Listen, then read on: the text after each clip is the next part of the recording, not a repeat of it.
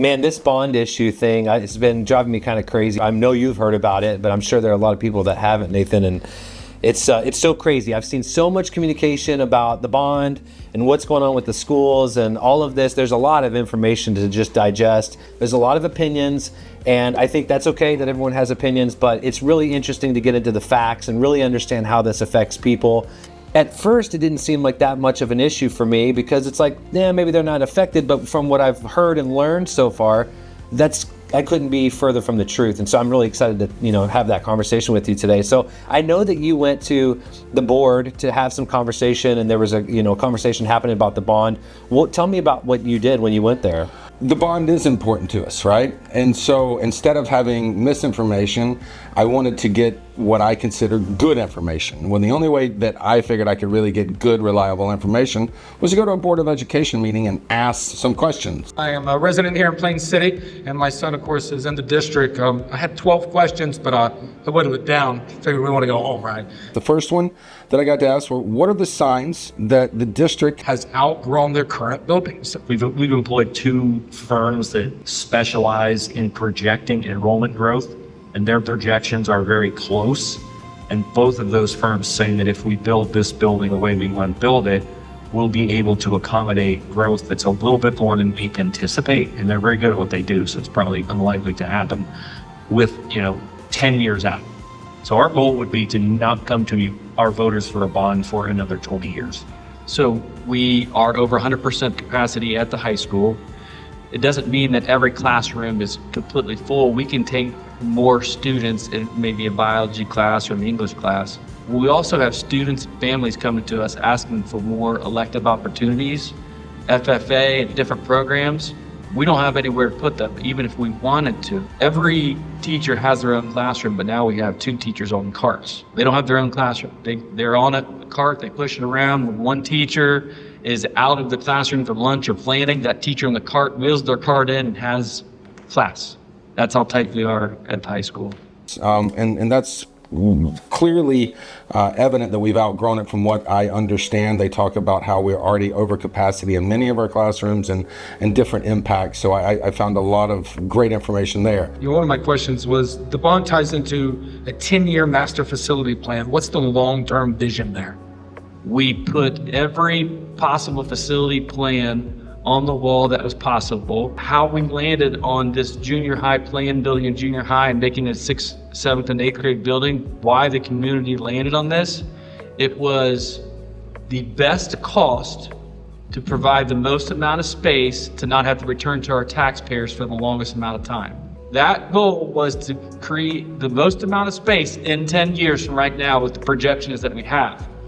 And what it does is bring our buildings to 80% capacity in 10 years. So years 11 through 15, we have some time to see what has happened with the development of the houses that are coming in to determine what's next step. So to answer your question about the plan being proposed for years 1 through 10, actually this plan is proposed to prepare our community for years 11 to 15.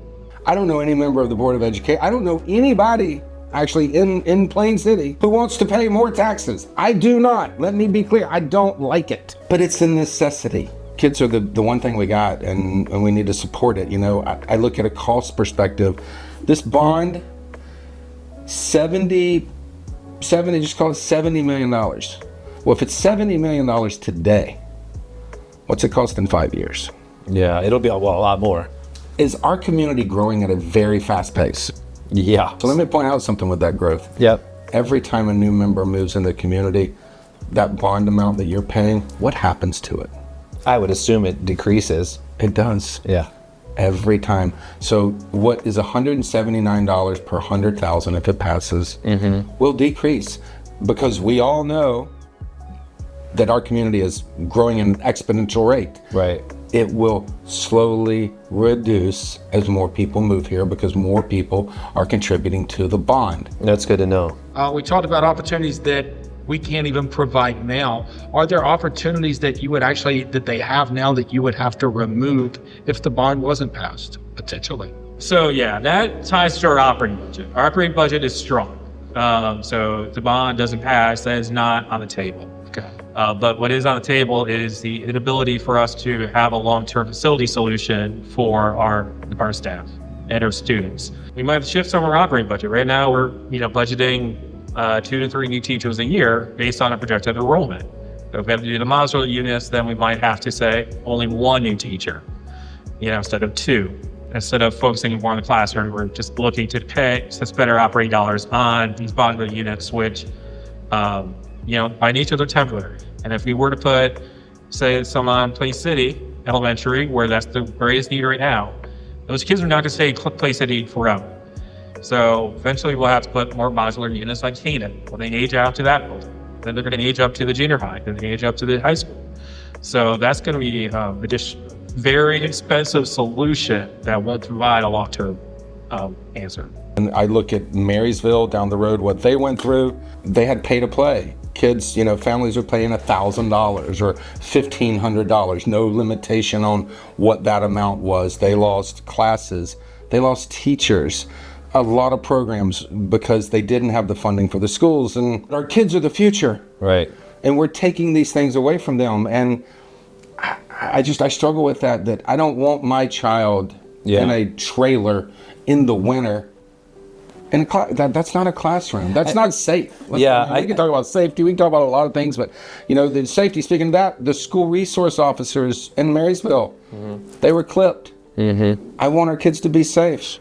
This bond, how will it change our student experience? First thing that comes to mind is we have a 70-year-old building in our portfolio, and I believe right now our 7th and 8th graders don't get the same educational experience as 7th and 8th graders in Dublin. And I believe that we can build a 6th, 7th, and 8th grade building that gives all of our students, all of our teachers, all of our staff what they need to give them the very best opportunities: athletics, cafeteria, auditorium, classrooms, lights, air, AC, heat, flushing toilets. Our students deserve the very best. And so that is the first example I can give you is 6th, 7th, and 8th graders, that building will be built for what our families deserve. I see a kind of divide in, you have the parents that are immediately affected. I say immediately affected, meaning their kids go to Alder. So there's a lot of passion behind the bond for that obvious reason.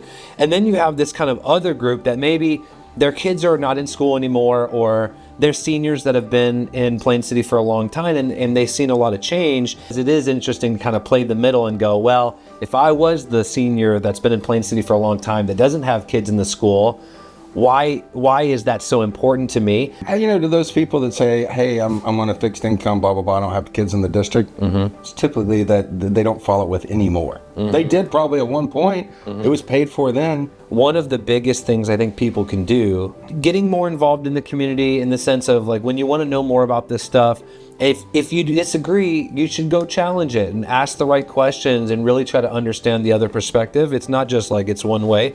I've seen some things about... Hold up, Yoshi, real quick. I'm going to cut you off. Change is already here. Yeah. People that are screaming, I don't want, it's not going to happen. You live in the community? Yeah. Pretty apparent change is here. Yeah. Change is happening daily. So I hate to say it, but you have to embrace it. So Nathan, thanks with all that information. That's been really helpful so far. So I'm just trying to think about, okay, now I have all this great information. And so what's kind of the next step for me to be involved?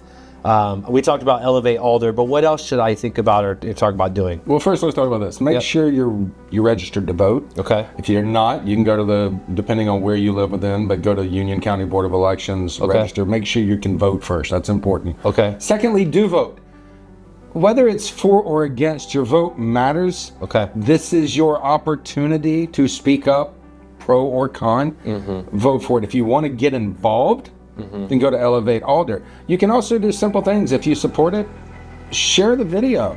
And it goes to the ballot on November 4th. Is that right? November 4th. Okay, perfect. So register to vote by that time, right. And then go vote November 4th. That'll be really important for all of us. I go back to what you said. If not now, when? And then what's the cost then? I would rather do it now, personally. It's just me.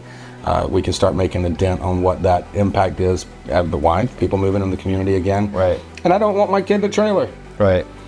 If your kids went to school in Jonathan Alder, I know you well enough that you don't want that either. Yeah, I know. I know a lot of folks in the community that none of that sounds desirable. If you think about kids going between classes, it's 8 degrees outside, cold as hell. That's not even secure. It's not safe. None of that's good. Right. None of us want that. Right. So if you're a parent, you're hearing this, well, then go vote. Yeah. My vote again, Jess. Yeah. Well, I'd love to sit here and keep talking, but I have to go register myself. I've got to go vote. So thanks for the conversation, Nate. We're out, you guys. See you.